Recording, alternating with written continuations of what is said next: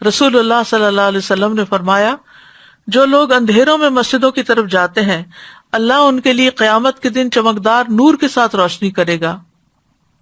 پھر فرمایا، اندھیرے میں مسجد جانے والوں کو قیامت کے دن مکمل نور کی خوشخبری دے دو، یہ قیامت کے دن آنکھیں ٹھنڈی کرنے کا باعث بھی ہوگا۔ سجدے اور وضو کی وجہ سے اعضاء چمک رہے ہوں گے نمازیوں کے۔ قیامت کے دن برہان اور نجات کا ذریعہ ہے۔ نبی صلی اللہ علیہ وسلم کی ملاقات اور آپ کی صحبت چاہے قیامت کے دن تو کثرت سجود کا آپ نے حکم دیا۔ سجدے کے نشانات پر آگ حرام ہے۔ نمازی کو جنت میں داخل کرنا اللہ پر حق ہے۔ نماز جنت میں لے جانے کا باعث ہے۔ کثرت نماز جنت میں پہلے داخل کرانے کا باعث ہے۔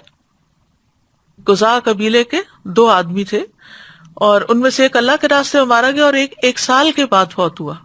تو جو سال کے بعد فوت ہوا، طلحہ کہتے ہیں وہ مجھے خواب میں آیا کہ جنت کا دروازہ کھولا گیا اور بعد میں فوت ہونے والا شہید ہونے والے سے پہلے جنت میں داخل ہوا۔ اس پہ مجھے بڑا تعجب ہوا۔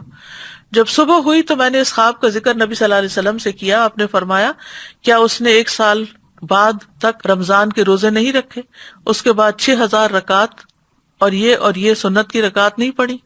یعنی جتنی زیادہ نمازیں اس کی ہوئی اتنے ہی اس کے درجے بلند ہوئے، کیونکہ ہر سجدے کے ساتھ ایک درجہ بلند ہوتا ہے۔